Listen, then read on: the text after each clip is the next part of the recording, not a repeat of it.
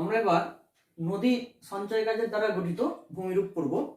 নদী ক্ষয় করার তার পদার্থগুলো তার উপত্যকার বিভিন্ন অংশে তার প্রবাহপথে উচ্চগতি, মধ্যগতি, নিম্নগতিতে সঞ্চয় করতে থাকে।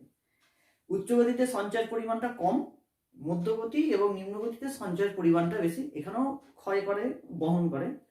তাহলে ওই মধ্যগতি এবং তার নিম্নগতিতে যে সঞ্চয়জাত প্রধান ভূমিরূপগুলো তৈরি করে, সেই ভূমিরূপগুলোর উৎপত্তি আমরা এখন পড়ব। আমরা একদম প্রথমেই পড়ে নেব পলল ব্যাজনী ও পলল শঙ্কু। পলল ব্যাজনী ও পলল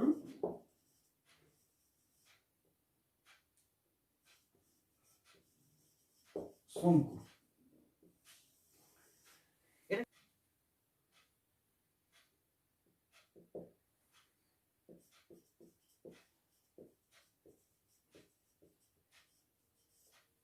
তাহলে আমি কি পড়বো? প্রথমে কাকে বলে পড়ে জেনে নিলাম যে উচ্চগতি নদীর পার্বত্য প্রবাহ যে স্থানে সমভূমি প্রবাহতে মিলিত হয়, সেই স্থানে নদীর শক্তি হঠাৎ করে কমে যায় বলে একত্রে অনেক নুড়ি কাপড় পলিবালিকে সঞ্চয় করে ফেলে। তার ফলে ঠিক পাখার মতো যে সমভূমিটা বা ভূমিরূপটা তৈরি হয় তাকে বলে পলল ব্যাজনী।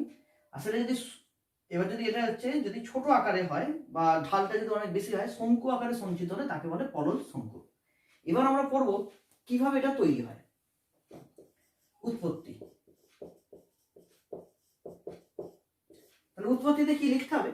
যে নদী উচ্চগতিতে নদীর শক্তি অনেক বেশি, সে প্রচুর পরিমাণে ক্ষয় করে এবং ক্ষয় করার পদার্থগুলোকে বহন করে নিয়ে আসে এবং প্রচুর পরিমাণে পরিবহন করে আনে। ঠিক যেখানে সমভূমি প্রবাহে শুরু হচ্ছে সেখানে ভূমির ঢাল হঠাৎ করে হ্রাস পায়। ভূমির ঢাল হঠাৎ কমে যায়। আমরা জানি ঢাল বেশি থাকলে শক্তি বেশি থাকবে। যদি হঠাৎ করে ঢালটা কমে যায় তখন তার ক্ষয় করা পদার্থগুলোকে আর বেশি দূর বহন করতে পারে না, তখন ওই স্থানে একত্রে কি করে ফেলে? সঞ্চয় করে ফেলে। বোঝা গেছে? সঞ্চয় করে যে ভূমিরূপটা ওই পলল ব্যাজনী তৈরি হয়। এবার এক্ষেত্রে কি লিখতে হবে? যদি সূক্ষ্ম নদীতে যদি সূক্ষ্ম পরিমাণ বেশি থাকে, মানে পলিকণা যদি অনেক বেশি থাকে, তখন ওইটা হচ্ছে অনেক বেশি দূর পর্যন্ত সঞ্চিত হবে, পাখার মতো সঞ্চিত হবে, অনেক দূর পর্যন্ত চারদিকে কি হয়ে যাবে? বিস্তৃত হয়ে যাবে। তখন সেটাকে কি বলা হচ্ছে? পলল ব্যাজনী। বোঝা গেছে? তাহলে পলল ব্যাজনীর ক্ষেত্রে কি হবে? সূক্ষ্ম সূক্ষ্ম পলিগুলো অনেক দূর পর্যন্ত কি হবে? ছড়িয়ে যাবে এবং নদী এসে অনেকগুলো শাখায় ভাগ হয়ে যাবে। কারণ নদীর শক্তিটা ওখানে হঠাৎ করে হ্রাস পাচ্ছে এবং অনেকগুলো শাখায় কি হবে? ভাগ হবে। অনেকগুলো শাখায় ভাগ হলে তখন নদী খাতের গভীরতাগুলো কি হয়ে যাবে? অনেকগুলো কমে যাবে। তাহলে একটা নদী আসছিল এতটা জল নিয়ে, তার শক্তি বেশি ছিল। যখন অনেকগুলো শাখায় কি হয়ে যাচ্ছে? নদীটা ভাগ হয়ে যাচ্ছে, তখন হচ্ছে নদীর শক্তি কি হবে? অটোমেটিক কমে যাবে। নদীর শক্তি কমে গেলেই তাহলে এখানে বেশি পরিমাণে সে কি করবে? সঞ্চয় করবে। তাহলে এটা হলো কি? পলল ব্যাজনী।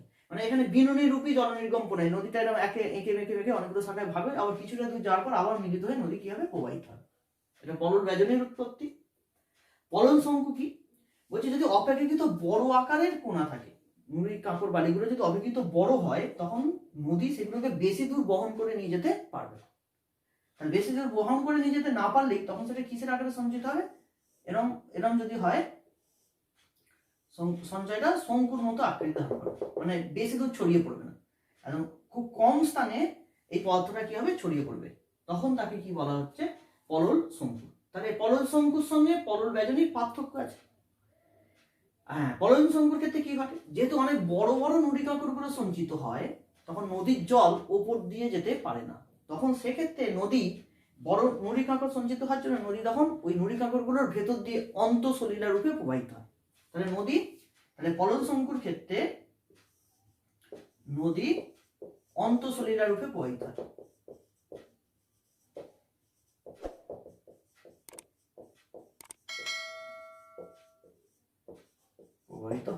বোঝা গেছে?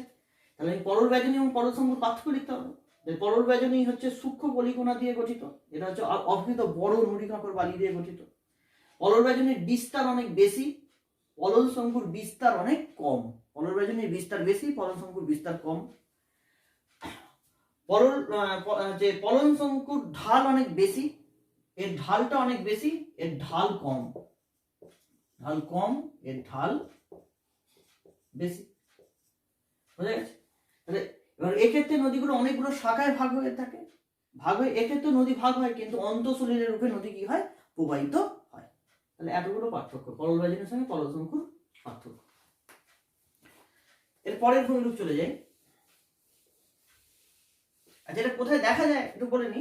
তাহলে হিমালয় পর্বতের পাদদেশে যেসব নদীগুলো এসছে, তিস্তা নদী, তার সে হচ্ছে এসে একদম ওই তরাই অঞ্চলে এই ধরনের পলল শঙ্কু এবং পলল বেজনী কি করেছে, তৈরি করেছে। এবার বলবো প্লাবন ভূমি 2 নম্বর।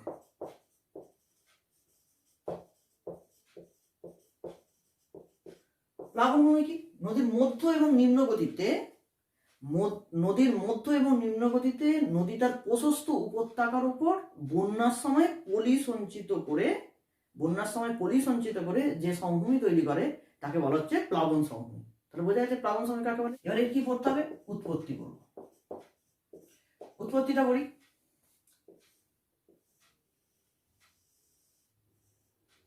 আমি যদি উৎপত্তি দেখি, তবে একটু বলে দিই, নদী এই অংশে প্রবাহিত হচ্ছিল।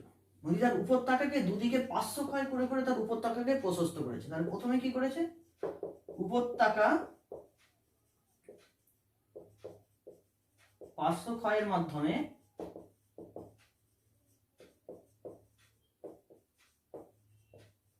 প্রশস্ত করে। তাহলে ফার্স্ট হচ্ছে কি, সে উপত্যকাকে 500 ক্ষয়ের মাধ্যমে কি করেছে, দুদিকে ক্ষয় করে করে প্রশস্ত করেছে। এই প্রশস্ত উপত্যকার মধ্য দিয়ে, তাহলে তার উপত্যকাটা এত দূর প্রশস্ত হয়েছে,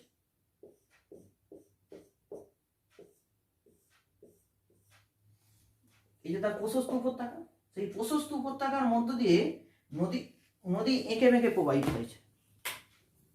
এই যে নদী, যদি এটা নদী হয়, নদী এই এঁকে বেঁকে এখানে প্রবাহিত হয়েছে, প্রশস্ত উপত্যকার মধ্যে দিয়ে নদী এঁকে বেঁকে প্রবাহিত হয়েছে। এবার বন্যার সময় যখন অতিরিক্ত জল আসে, তখন নদী খাত সেই অতিরিক্ত জলটাকে ধরে রাখতে পারে না। নদী খাত অতিরিক্ত জলটাকে কি করতে পারে না, ধরে রাখতে পারে না। তখন দুদিকে কি হয়, বন্যা সৃষ্টি হয়। দুদিকে বন্যা সৃষ্টি হলো। বন্যা সৃষ্টি হওয়ার ফলে এই অংশে প্রশস্ত উপত্যকার মধ্যে নদী কি করে, পলি সঞ্চিত করে। তার নিজের ক্ষয় করা প্রশস্ত উপত্যকার মধ্যে পলি সঞ্চিত করে এই যে সমভূমিটা তৈরি হচ্ছে, এই সমভূমিটা টোটাল, এই সমভূমিটাকে কি বলা হচ্ছে, প্লাবন ভূমি। তাহলে এইভাবেই প্লাবন ভূমি সৃষ্টি হয়। বোঝা গেছে যে নদী উপত্যকা 500 ক্ষয় করে আগে প্রশস্ত করে, সেই প্রশস্ত উপত্যকার মধ্যে দিয়ে নদী এঁকে বেঁকে প্রবাহিত হয়। নদীর বাঁধ বেশি থাকার জন্য নদী খাতের গভীরতা অনেক কমে যায়, এবং বর্ষাকালে অতিরিক্ত জল এলে নদী খাত সেটাকে ধরে রাখতে পারে না, দুদিকে বন্যার সৃষ্টি হয়, এবং বন্যার মাধ্যমে পলিগুলো এই প্রশস্ত উপত্যকায় সঞ্চিত হয়ে প্লাবনভূমির সৃষ্টি করে। আমাদের গঙ্গা নদী উত্তরপ্রদেশ, পশ্চিমবঙ্গের হচ্ছে বিহার, উত্তরপ্রদেশের উপর গঙ্গার প্রশস্ত কি লক্ষ্য করা যায়, প্লাবনভূমি লক্ষ্য করা যায়।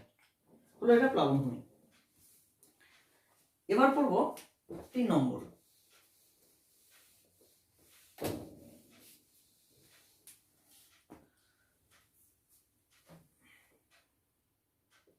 অশ্বক্ষুরাকৃতি হ্রদ।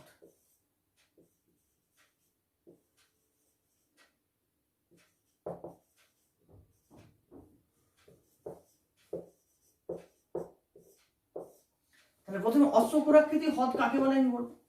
যে শান্ত নদীর, ভালো করে শুনে নি, শান্ত নদীর মধ্য ও নিম্নগতিতে নদীর সঞ্চয় কাজের ফলে নদী বাঁকের অবশিষ্ট অংশ ঘোড়ার খুরের ন্যায় যে হ্রদ আকারে অবস্থান করে তাকে বলা হয় অশ্বক্ষুরাকৃতি হ্রদ।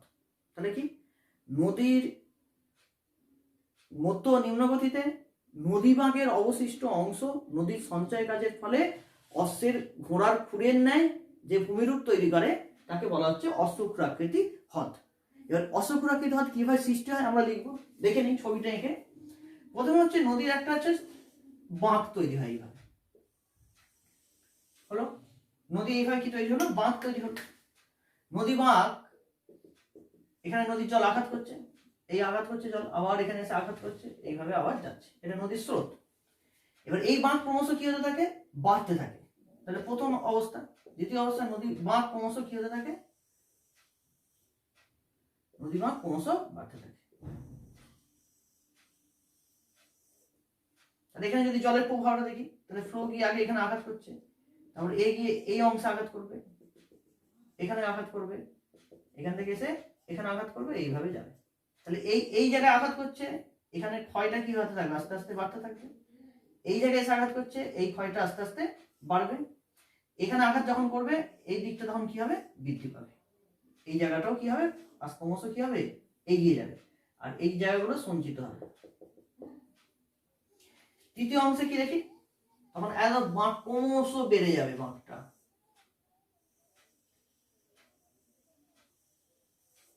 বাঁক ক্রমশ বৃদ্ধি পেল, আরো যত ক্ষয় হবে, বাঁক ক্রমশ বৃদ্ধি পাওয়ার পর তখন হচ্ছে নদীর জল এই যে ক্রমশ ক্ষয় করে গেলে দুটো বাঁকের মধ্যবর্তী অংশ ক্রমশ কি হয়ে গেছে, সংকীর্ণ হয়ে গেছে। দুটো বাঁকের মধ্যবর্তী অংশ ক্রমশ কি হয়েছে, সংকীর্ণ হয়েছে। তারপরে অবশেষে কি হবে, নদী এরকম সোজা প্রবাহিত হবে, এবং এই বাঁকের এই অংশটা এখানে থেকে যাবে, বাঁকের এই অংশটা এখানে থেকে যাবে। তাহলে এই জায়গাতে কি হলো, এই অংশটাতে এখানে কি হয়েছে, পলি সঞ্চিত হয়ে যাবে,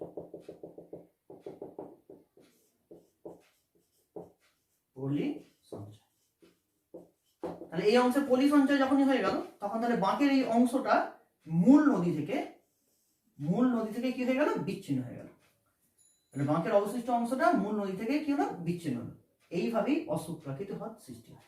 দেখা যায় বেশি আমাদের হচ্ছে নদিয়া মুর্শিদাবাদ জেলায় গঙ্গা নদীর উপর অসংখ্য অশোক প্রাকৃতিক হ্রদ কি করা যায়, লক্ষ্য করা যায়। এবার করব 4 নম্বর, নদী বাঁক বা মিয়েন্ডার। নদী বাঁক কি, শান্ত নদীর মধ্য ও নিম্ন গতিতে নদী বাঁক উচ্চ গতিতে লক্ষ্য করা যায়। উচ্চ গতিতে নদী এঁকে বেঁকে প্রবাহিত হয়, সেটা কি, সেই অঞ্চলের শিলা যেমন থাকবে, পর্বতের ঢাল অনুযায়ী, খাত অনুযায়ী নদী কি হয়, সেইভাবে শিলার গঠন অনুযায়ী বাঁক নেয়। আর মধ্য নিম্ন গতিতে প্রশস্ত সমভূমির ওপর নদী তার ইচ্ছা মতো এঁকে বেঁকে কি হয়, প্রবাহিত হয়। এই এঁকে বেঁকে প্রবাহিত হওয়াটাকে তাকে কি বলা হচ্ছে, নদী বাঁক। আমরা সংক্ষেপে নদী বাঁকের উৎপত্তি জেনে নিই। তাহলে আমরা যেটা জানি যে নদীর প্রবাহ পথে যদি কোনো জায়গায় কঠিন শিলা অবস্থান করে, উৎপত্তি যদি লিখি, নদীর প্রবাহ পথে এই প্রবাহিত হচ্ছে, কোনো জায়গায় কঠিন শিলা অবস্থান করলে নদী সেই কঠিন শিলাকে এড়িয়ে কি করে, বেঁকে কি হয়, প্রবাহিত হয়। তখন আমরা তাকে কি বলি, এইভাবে কি হয়, নদী বাঁক সৃষ্টি হয়, কঠিন শিলাকে এড়িয়ে কোমলশিলার উপর দিয়ে প্রবাহিত হয়। এবার আরেকটু সমভূমি অংশে একটু অন্যভাবে দেখে নিই উৎপত্তিটা। পুল ও রিফিল দ্বারা উৎপত্তি, পুল ও রিফিল, এটা খুব সহজ জিনিস। বলছে নদী খাতের মধ্যে, এটা যদি আমার নদী হয়,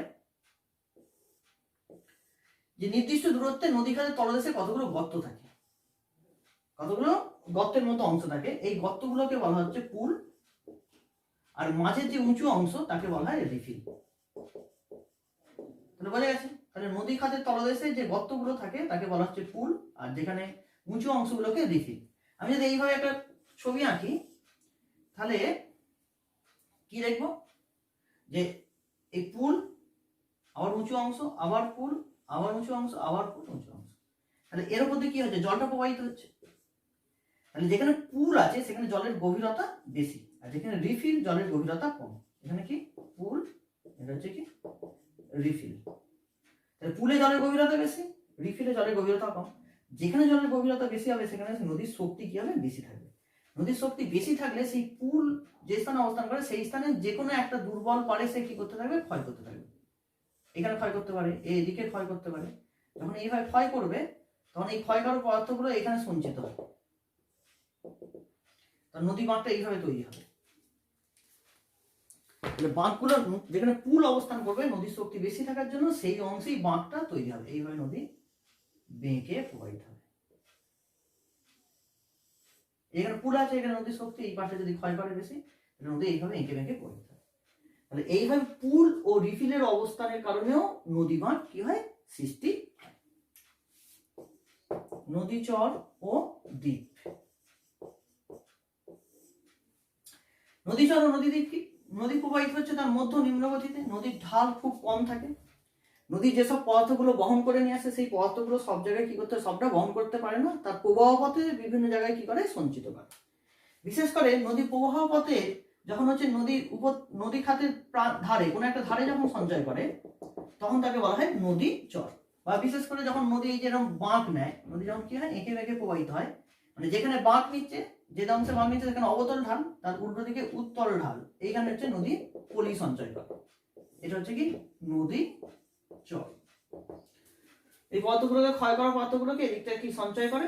তাহলে নদী বাঁকের ঠিক যেখানে উত্তল ঢাল থাকে সেই উত্তল ঢালে নদী চর লক্ষ্য করা যায়। বা নদী প্রবাহ পথে নদীর শক্তি একদম কমে গেলে নদী খালের দুই উপত্যকার প্রান্তেই উপত্যকার পাশেই কি হয় পলি সঞ্চয় করে, তাকে বলা হয় নদী চর। এবং কোনো কোনো ক্ষেত্রে নদী তার প্রবাহ পথের মাঝখানে হঠাৎ করে কি করে ফেললো, পলি সঞ্চিত করে ফেললো করে, তখন নদীটা যখন কি হয় দুটো শাখায় ভাগ হয়ে দুদিক দিয়ে প্রবাহিত হয়, এটাকে বলা হচ্ছে নদী দ্বীপ।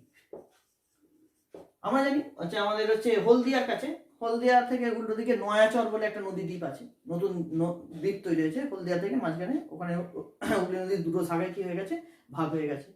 এবং আমাদের এশিয়ার বৃহত্তম হচ্ছে নদী দ্বীপ হচ্ছে ব্রহ্মপুত্র নদীর ওপর, আসামের ব্রহ্মপুত্র নদীর ওপর মাজুলি দ্বীপ। সেখানে 2-3টে গ্রাম, ওই দ্বীপের মধ্যেই 2-3টে গ্রাম আছে, মানে বিস্তৃত। মানে এশিয়ার বৃহত্তম নদী দ্বীপ হলো মাজুলি, সেটা ব্রহ্মপুত্র নদীর ওপর অবস্থিত। এটা হলো নদী চর ও নদী দ্বীপ।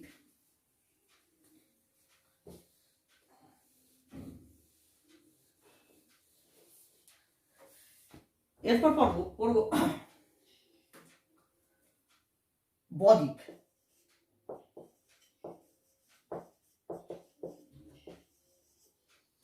বদ্বীপ কি হচ্ছে নদীর মোহনায়, নদী যেখানে এসে সমুদ্রে মিলিত হয় বা হ্রদে মিলিত হয়, হ্রদ বা সমুদ্রে যেখানে মিলিত হচ্ছে সেই স্থানে নদীর শক্তি একদম কমে যায়, ঢাল একদম কমে যায়, নদী বাহিত সমস্ত পলি বালিগুলো এসে একত্রে সঞ্চয় করে,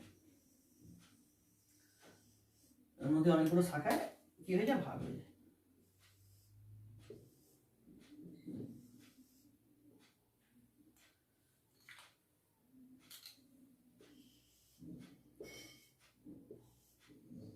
এই যে অংশে যে সঞ্চয়টা করছে তখন এটাকে কি বলা হচ্ছে, বদ্বীপ। তাহলে মোহনায় একত্রে যখন নুড়ি কাঁকড় বালিকে কি করছে, পলি টলিকে একসঙ্গে সঞ্চয় করছে, ঠিক আমাদের বাংলার মাত্রাহীন ব অক্ষরের মতো যে ভূমিরূপ তৈরি হচ্ছে তাকে কি বলা হচ্ছে, বদ্বীপ। আমাদের এখানে কি পড়তে হয়, বদ্বীপ গঠনের শর্ত।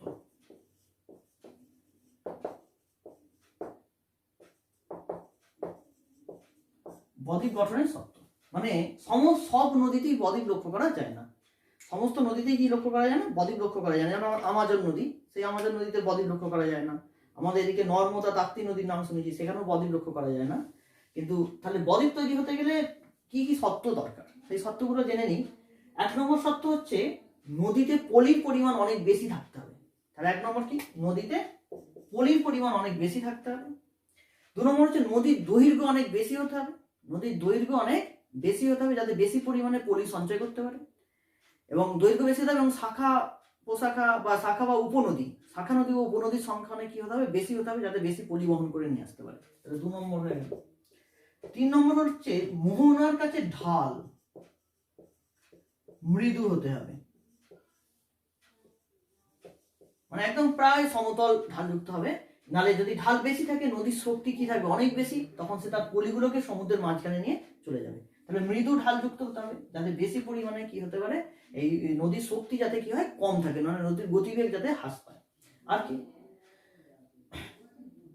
নদীতে হচ্ছে কি জলের পরিমাণ অনেক বেশি থাকতে হবে, জলের পরিমাণ বেশি থাকলেও, যেমন আমাজন নদীতে জল অনেক বেশি আছে, পলি বেশি থাকলেও ওখানে ঢাল খুব বেশি হওয়ার জন্য বা জলের স্রোত বেশি হওয়ার জন্য সমস্তটাই এবং বদ্বীপ তৈরি হয়নি।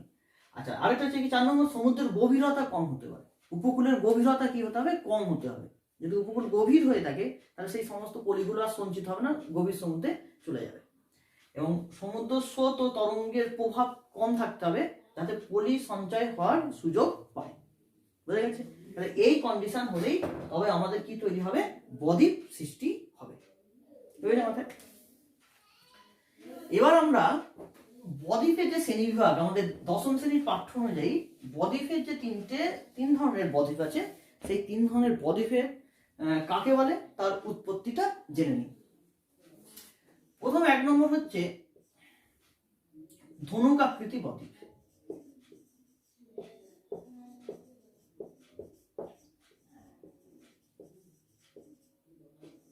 ধনুক আকৃতি বদ্বীপ কেন বলছে, এই নদী গেল, প্রধান উপনদী গেল, সেটা এইভাবে সঞ্চিত হয়ে যাবে। এটা সমুদ্র,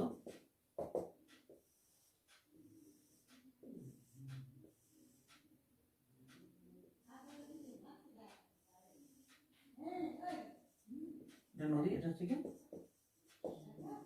সমুদ্র, এবং হচ্ছে কি পলি সঞ্চিত হয়েছে।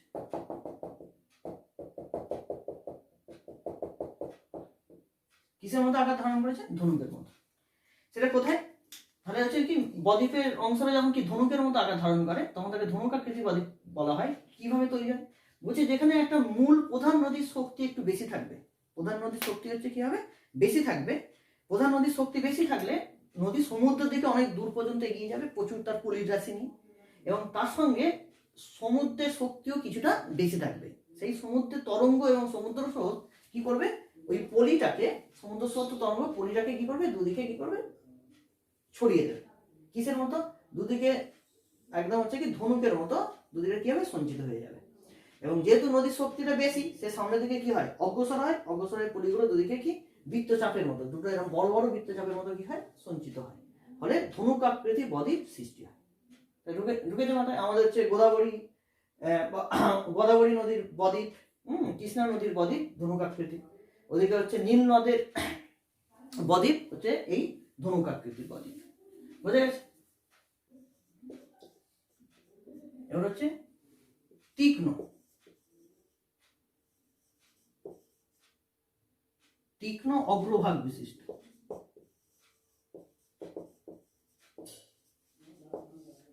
তীক্ষ্ণ অগ্রভাগ বিশিষ্ট বদ্বীপ, সেটা কেমন? বলছে যে বদ্বীপের হচ্ছে অগ্রভাগটা সম্মুখের অংশটা তীক্ষ্ণ হবে, এইভাবে সঞ্চিত হয়ে যাবে। এটা হচ্ছে বদ্বীপের স্থান। এদিকে আমার সমুদ্র, মানে বদ্বীপের অগ্রভাগটা কি হবে? তীক্ষ্ণ হবে। অগ্রভাগটা কি হবে? তীক্ষ্ণ হবে। সেক্ষেত্রে তখন তাকে বলে তীক্ষ্ণ অগ্রভাগ বিশিষ্ট বদ্বীপ। এই তাহলে এটা কেন গঠিত হয়? এর গঠনের সত্যটা কি? যে এখানে নদীর শক্তি খুব, নদী হচ্ছে একটা প্রধান অনুগামী নদী প্রবাহিত হয় সমুদ্রের অনেক গভীর পর্যন্ত চলে যাবে, এবং নদীর জোয়ারের শক্তি এত বেশি, মানে সমুদ্রের জোয়ার ভাটা এবং সমুদ্র তরঙ্গের শক্তি এত বেশি, সেই পলিটাকে দুদিকে কি করতে দেবে না? সঞ্চিত করতে দেবে না। তখন তার কি সংকীর্ণ আকারে দুদিকে, মূল নদীর দুদিকে প্রসারিত হয়ে যাবে, এবং অগ্রভাগটা অনেক দূর পর্যন্ত সমুদ্রে, নদীটা যখন অনেক দূর পর্যন্ত সমুদ্রে এগিয়ে যায় বলে অগ্রভাগটা কি হয়? তীক্ষ্ণ প্রকৃতির হয়। তখন সেটাকে বলা হচ্ছে তীক্ষ্ণ অগ্রভাগ বিশিষ্ট বদ্বীপ। আর এরপর যেটা পড়বো, পাখির পায়ের ন্যায় বদ্বীপ।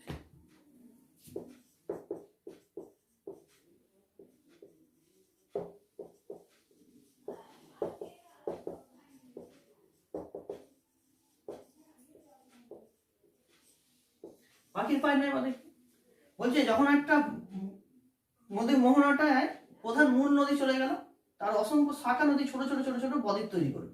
শাখা নদীগুলো কি করবে? শাখা নদীতে ছোট ছোট বদ্বীপ তৈরি হবে। তখন টোটাল বদ্বীপটাকে কি মনে হবে? পাখির পায়ের মতো দেখতে লাগবে। শাখা নদীর বিস্তারটা অনেক কি হবে? বেশি হবে। তাহলে এই ক্ষেত্রে কোন ক্ষেত্রে তৈরি হয়? বলছে যখন যেখানে হচ্ছে সমুদ্র উপকূলের ঢাল একদম কম থাকবে, সমুদ্র উপকূলের ঢাল একদম কি মৃদু ঢাল থাকবে, এবং প্রধান সমুদ্রের শক্তি বা সমুদ্রের প্রভাব খুবই কম, মানে সমুদ্রের জোয়ার ভাটা শক্তি, সমুদ্র তরঙ্গের শক্তি একদম কম থাকবে, তখন নদী, প্রধান নদী সে মোহনার কাছে এসে অসংখ্য ছোট ছোট শাখায় কি হবে? শাখা নদীতে বিভক্ত হয়ে যাবে, এবং সেই শাখা নদীগুলো সমস্ত পলিগুলোকে কি করবে? সঞ্চিত করবে। শাখা নদীগুলো যেখানে সমুদ্রে মিশে সেখানে একত্রে পলি সঞ্চিত করবে, করে যে বদ্বীপটা তৈরি হয় তাকে বলা হয় পাখির পায়ের ন্যায় বদ্বীপ। মিসিসিপি মিসৌরি নদীর বদ্বীপ হচ্ছে কি পাখির